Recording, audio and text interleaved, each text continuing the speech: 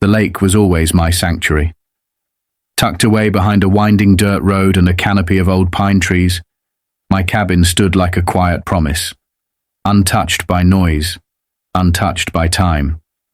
I first came here as a teenager with my grandfather, who taught me how to fish on those still waters, and how to read the moods of the wind by watching the ripples on the lake's surface. After he passed, the cabin became more than a getaway. It became a piece of him I could hold on to. I inherited it a few years back, and every time I turned the old key in the rusty lock, I felt like I was stepping into a memory and breathing in peace itself. Every morning, I'd sit on the weathered wooden porch, coffee in hand, watching mist rise off the lake like a ghost shaking off sleep. The stillness wrapped around me like a warm blanket. There were no horns, no phones ringing, no meetings or deadlines, just birdsong, the occasional splash of a fish, and the soft creak of the dock swaying gently in the breeze. I had patched every board, painted every wall, and stacked every piece of firewood with my own hands. The cabin wasn't just a structure. It was my escape, my ritual, my reset button when the world felt too fast or too loud. Sometimes I'd invite close friends to visit, and they'd marvel at the silence, the way time slowed here. We'd grill by the fire pit, swap stories as the stars came out, and laugh like we were kids again. Other times, I preferred the solitude, letting the stillness stretch for days, reading old books by the fireplace, or walking the forest trails with nothing but my thoughts for company. There was a comfort in knowing that the lake didn't care who you were or what you did. It simply welcomed you, without judgment or noise. I never imagined anything could disrupt the tranquility of that place. In my mind, the lake was eternal, untouchable, a world apart from the chaos that seemed to chase people everywhere else. But all that peace, all that stillness, would soon be tested by a force I never saw coming. It wouldn't be nature that disturbed the waters. It would be people, paperwork, and something called an HOA. It started with a knock, not the friendly kind, not the kind that comes from a neighbor with a pie or a question about your fishing line. This one was sharp, precise, and oddly formal. I opened the door to find a man and woman dressed in polo shirts with clipboards tucked under their arms. They introduced themselves as representatives from the New Homeowners Association, an organization I had never heard of, let alone agreed to be part of. They smiled in that way people do when they're pretending to be polite, but are really just waiting for their turn to speak. The woman handed me a pamphlet, thick, full of rules, guidelines, and contact numbers. She told me the area around the lake was now part of an organized HOA district, recently approved by the county, and all property owners were expected to comply with updated codes. I blinked, confused. My family had owned this cabin and the surrounding land for decades.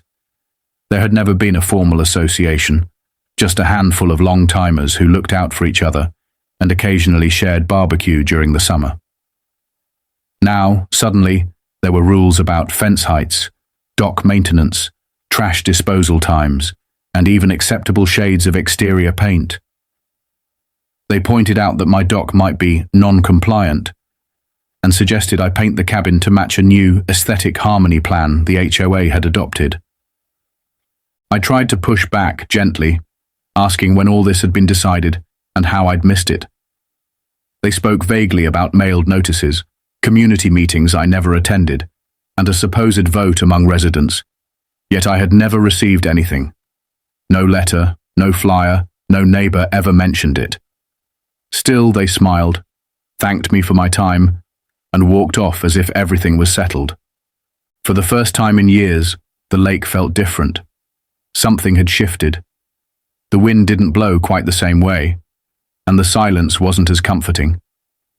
That day, a sense of unease took root. I wasn't part of some gated suburb. I was a man with a cabin on land that meant something real. And now, a group of strangers with clipboards thought they could change that with checklists and committee votes. I didn't know it yet, but this was just the beginning. The calm before a storm I never expected. A week later, a letter appeared in my mailbox. Plain envelope, typed address, no stamp. It was from the HOA. Inside was a formal notice citing non-compliance with community standards. My cabin, they claimed, violated 3 separate regulations. The dock, they said, extended beyond the allowable length into the lake. My firewood pile was unsightly and had to be covered or removed. And apparently, the rustic sign hanging above my porch that read "Lake Life Forever" didn't meet the visual uniformity standards of the new community. I read it twice, thinking it had to be a joke. But the language was dead serious. It even included a warning that failure to comply within 30 days could result in penalties, including fines or legal action. I stood there with the letter in my hand, staring out at the lake that hadn't changed in decades. Everything around me was exactly how it had always been. Peaceful, functional, mine. I built that dock with my own hands, using cedar beams my grandfather milled before I was born. The firewood was stacked neatly, exactly where it had always been, ready for long winter nights. The sign above my porch wasn't just decoration. It was a memory, a message, a reminder. And now, somehow, all of it was a problem. I called the number listed on the notice. After being transferred twice, I finally spoke to someone who sounded like they were reading from a script. I asked why I'd never received notice of any new regulations or been given a chance to be part of the vote that created this HOA. They explained that enough property owners around the lake had opted in, and that county guidelines allowed the inclusion of all adjacent lots under a blanket governance model unless formally exempted. When I asked how I could exempt myself, they simply said it was too late. That night, I sat by the fire with a stiff drink, watching the lake reflect the stars. A strange tightness had taken hold in my chest. I wasn't someone who liked confrontation, but I also wasn't someone who would be pushed around, especially not here, not in the one place that still felt like home. I didn't know what their endgame was, but I had a sinking feeling this was just the start. The letter came on a Monday. This time it was certified, official-looking, with a stamped seal from the HOA board, and a return address I recognized now all too well. My stomach sank before I even opened it. The wording was sharper than before, colder. Final notice of non-compliance blared across the top in bold letters. According to them, I had failed to rectify the violations previously outlined. As a result, the board had voted unanimously to initiate proceedings that would require removal from the premises until the issues were resolved. They called it a protective measure, one taken to preserve the standards and safety of the community. I reread the line 3 times. They were trying to kick me out of my own cabin, my land, my home.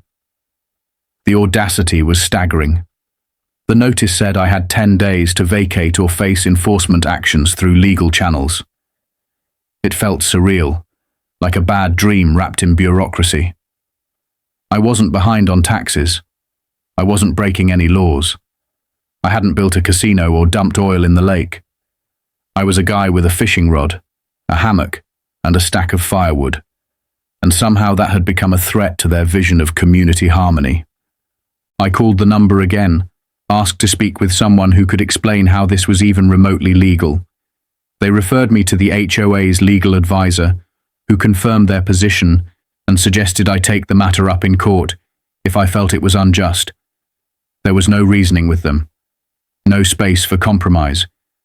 They believed they had the power, and they were wielding it with the full confidence of people who'd never been told no.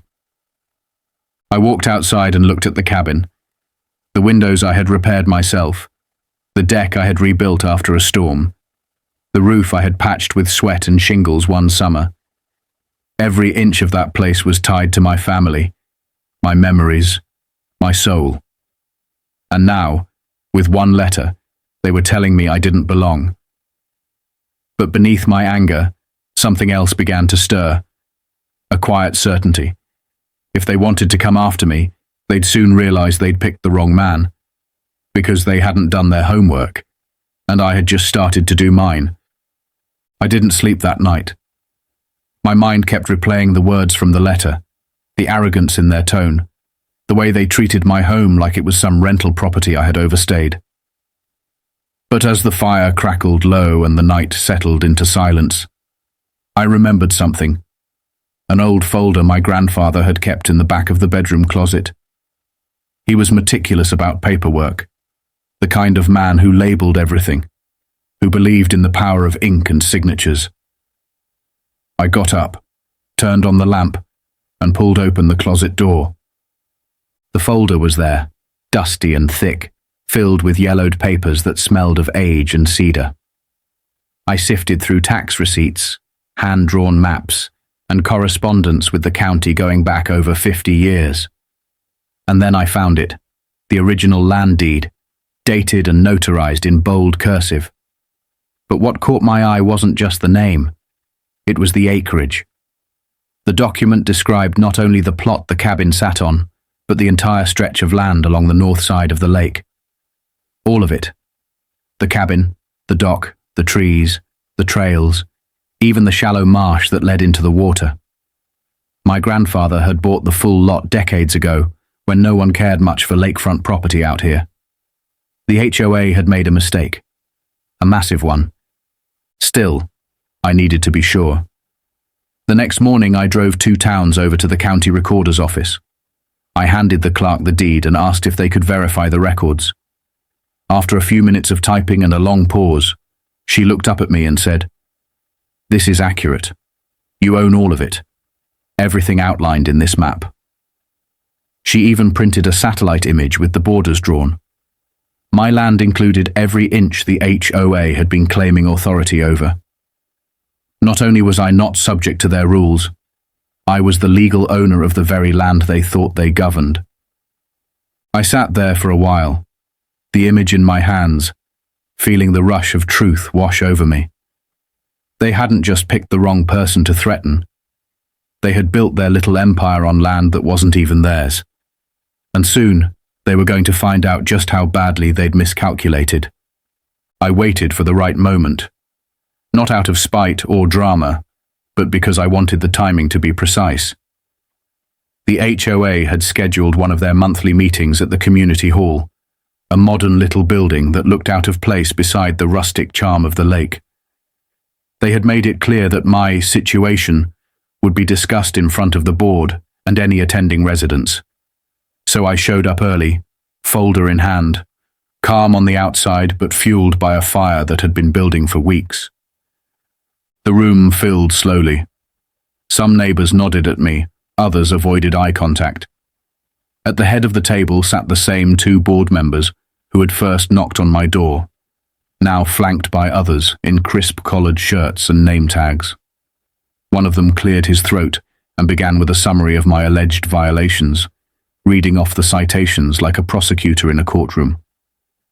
When he finally finished, he looked at me expectantly, like I was supposed to plead for leniency or offer some promise to fall in line. Instead, I stood, opened the folder, and placed the land deed on the table. I handed out copies I had made, each stamped with the county seal. I watched as brows furrowed and eyes scanned the pages. Then I spoke, slowly, clearly. I explained that the land they were so eager to police, including the shoreline, the dock, the trails, and even the community boat ramp, was legally and solely mine. That my grandfather had purchased the entire North lakefront, and that the deed had been filed and verified decades ago. I pointed to the county's map, highlighting the borders in red ink. They tried to interrupt, stumbling over words like jurisdiction and updated zoning. But I cut through the noise with one sentence. You've been threatening to evict the only person who legally owns the ground you're standing on. The room went silent. One of them, red-faced, asked if I was threatening legal action. I smiled and said no, just presenting facts. That if they continued to harass me or trespass on my land under the pretense of authority, I'd be happy to let a real court sort it out. For the first time, they had nothing to say, just silence, the kind that settles in when the truth lands with weight. The days following that meeting were eerily quiet. No more letters, no more visits, no more passive-aggressive flyers about community expectations taped to my mailbox. It was as if the HOA had vanished into the trees, retreating from the scene of a battle they never imagined they'd lose. I wasn't naive enough to think it was over completely, but the shift in energy was undeniable. The same board members who once walked the neighborhood with clipboards now crossed the street when they saw me. The power they wielded had slipped through their fingers, and they didn't know how to handle it. One afternoon, I found a small envelope tucked under my front door. Inside was a handwritten note from one of the neighbors, someone who had stayed quiet through the entire ordeal. She wrote that she admired the way I stood up for myself, that the HOA had been growing too bold, too invasive, and that many others had felt the same, but were too afraid to speak out. She thanked me. That note meant more than I expected. It was the first real acknowledgement that I hadn't been imagining the overreach, that others had felt it too, but hadn't known what to do about it. A few days later, one of the younger board members came by. No clipboard, no stern expression, just a guy with his hands in his pockets and a sheepish look in his eyes. He apologized, said they hadn't done enough research before pushing forward with their enforcement efforts. He admitted that the board had acted under the assumption that all lakefront properties were under HOA governance. I didn't say much. I didn't need to. The truth had already spoken louder than any words could. I knew the battle was over when the HOA quietly amended their community guidelines, making clear that certain properties are not subject to oversight or enforcement. They didn't name me, but they didn't have to. Everyone knew. And just like that, the storm had passed. The lake was still. The wind was kind. For the first time in weeks, I slept without tension in my chest. I hadn't wanted to fight. I never sought conflict. But I wasn't going to let anyone rewrite the story of a place that had been mine long before rules and committees came along. With the chaos behind me, I returned to the rhythms that had once made life at the cabin feel like a kind of sacred ritual. The mornings were mine again, quiet, crisp, filled with birdsong and the comforting scent of pine. I'd sit out on the porch with my coffee, watching the mist rise off the lake, and for the first time in what felt like forever, I could breathe without bracing for another letter or knock on the door. The land was mine, not just legally, but spiritually. I had earned back not just the property, but the peace that came with it. The dock no longer looked like a liability. It looked like it always had, a gateway to serenity. I sat at the edge with my feet in the water, letting the sun warm my face, and I realized how close I had come to losing all of this. Not because I had done anything wrong, but because someone else had decided that control was more important than truth. I hadn't fought them out of pride. I fought because this place mattered. It was more than real estate. It was history, family, and solitude, all wrapped in one stretch of soil and shoreline. Neighbors began to stop by, a little more openly now. Some just waved, others stayed to chat. A few confessed that they'd quietly hoped I would win, that they were tired of the HOA's growing reach and constant surveillance. There was a subtle but powerful shift in the community. People seemed more willing to reclaim their individuality, to question instead of comply. I hadn't planned on becoming an example, but I was fine with it. If my stand helped others preserve their own little sanctuaries, then it was worth every sleepless night. I repaired the porch swing that had been broken since spring, split a fresh pile of firewood, and finally repainted the faded red trim on the cabin windows. Not to meet someone else's aesthetic standards, but because I wanted to. On my own terms. There's something unshakable about knowing where you stand, literally and metaphorically. The land beneath my feet was mine, and the peace I felt didn't need approval or permission. I had taken it back, and I intended to keep it. Looking back, the fight with the HOA wasn't just about property lines or legal rights.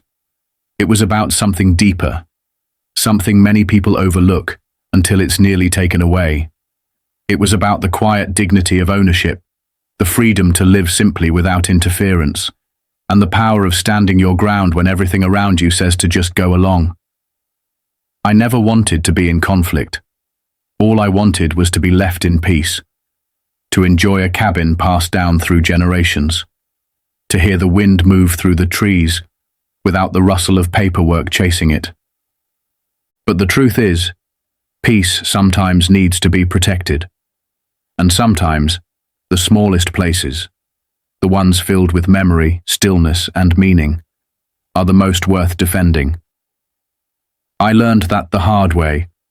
I learned that not everyone who claims authority has the right to wield it. And I learned that the quietest person in the room can still speak the loudest, if they come armed with truth and clarity. What happened at the lake taught me never to underestimate the value of knowing your rights, of doing the research, and of trusting your instincts when something feels wrong. It also reminded me that solitude doesn't mean isolation, and that even in silence, you are not alone. There are others out there who understand, who feel the same pressure, the same frustration, the same longing for simplicity. If you're watching this and facing your own version of an HOA or any form of overreach, don't back down. Stand tall. Speak plainly. Know what's yours and protect it, not with rage, but with reason. Because sometimes, the most powerful thing you can say is nothing more than, "This is mine, and you don't get to take it."